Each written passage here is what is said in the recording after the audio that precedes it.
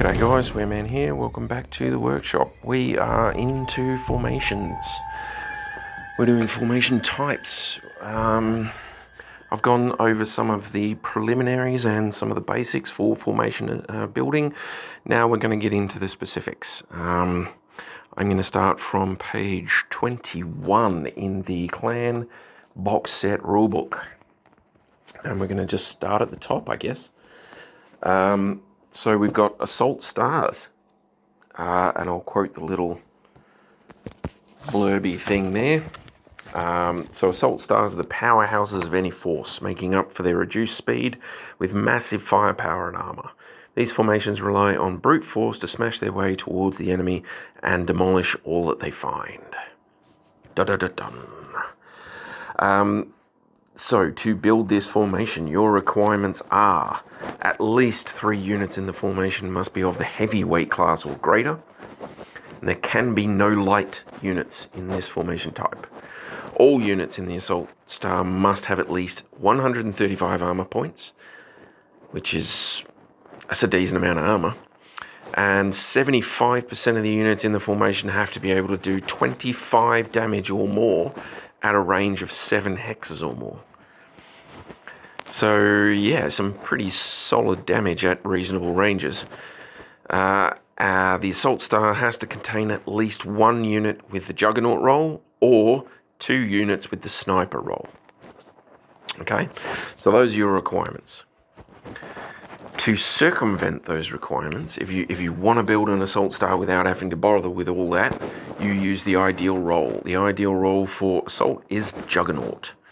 So if you're building a lance, if you can find 4 juggernauts, you can build a lance without worrying about weights and armor points and all that sort of stuff.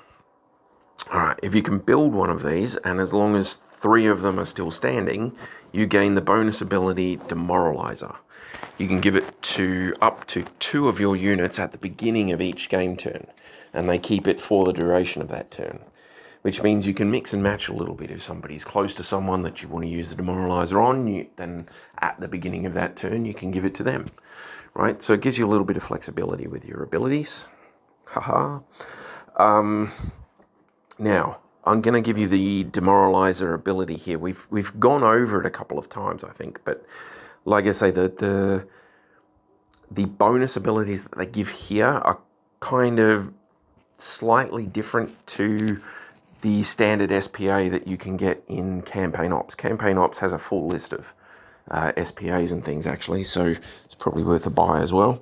But the Demoralizer version that they give here is that you're basically trying to use the way you move your mech, the way you position yourself, all that sort of thing to try and scare or like put off someone, right? So you're making sure they see all the skulls marked on one arm, or you're making sure that you look big and beefy and stuff like that, right? So it comes down to picking a single unit within 10, no greater than 10 hexes with a clear line of sight. Then you make a psychological attack.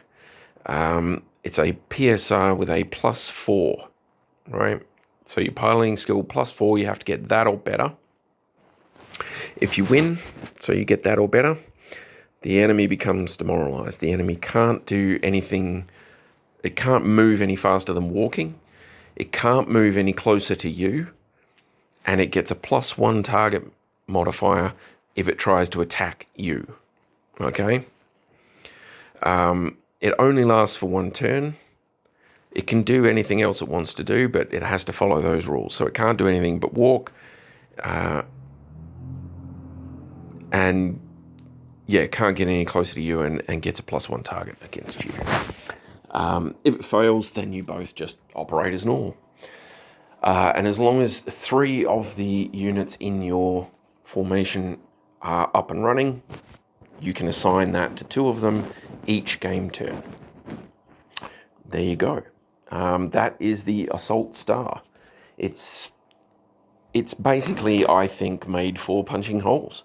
you want to take that in an assault role, I guess. I mean, it does make sense, doesn't it?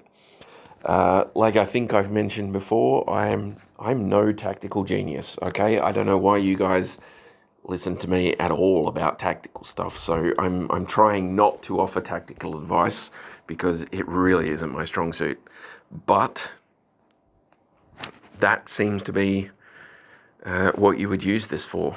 Punching a hole through an enemy force and just mowing things down that get in your way, pushing towards an objective, clearing a space.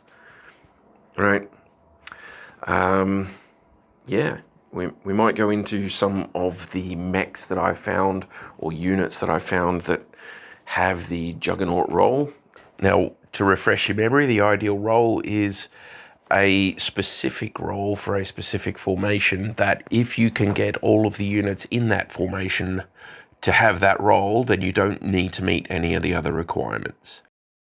Okay, so I'm going to go through each ideal role and I'm going to give you an idea of the sort of units that you're looking at, that you can find that will actually do what you need them to do. So if you're finding it interesting, then feel free to give it a like, chuck a comment down, all that sort of stuff, do the usual thing. If you can get all of the units in the formation to be juggernauts, then you don't have to meet any of the requirements, and you can designate someone with the demoralizer special ability that you get. Now, all that I've done here is I'm going into Master Unit List. I'm on my phone at the moment. I'm on Master Unit List here in the other screen. If you go to Master Unit List on your phone and you click on the little menu thing, and right at the top, just under the header, there's it's got a list. It's units, errors, factions, sources, tools, help, force, and then the search bar. If you click on units, you get the filter. If you go to basic filters, you can see under all the minimum and maximum stuff that you can search for tonnage, BV, intro, year, and cost. There's also roles. So if you go there and put Juggernaut in, which is the ideal role that we're looking for, and say filter, right, you get 335 battle mechs, 92 combat vehicles, 146 infantry units. They count battle armor under infantry, so just in case that's confusing, it's mostly battle armor, I'm pretty sure. I had a look. There's 16 industrial mechs that they're counting as juggernauts, which is interesting to me. There's 2 proto mechs, and then 11 support vehicles. Now, some of these roles might be a little bit up in the air, like interpretation-wise, and 90% of people that are listening to this right now are probably only really interested in the mechs. There are some really interesting ones. Now, it's worth bearing in mind that the units that they're listing, there might be multiple different models of a unit that count as Juggernaut. So I'm pretty sure something like the Awesome has just like a bunch of different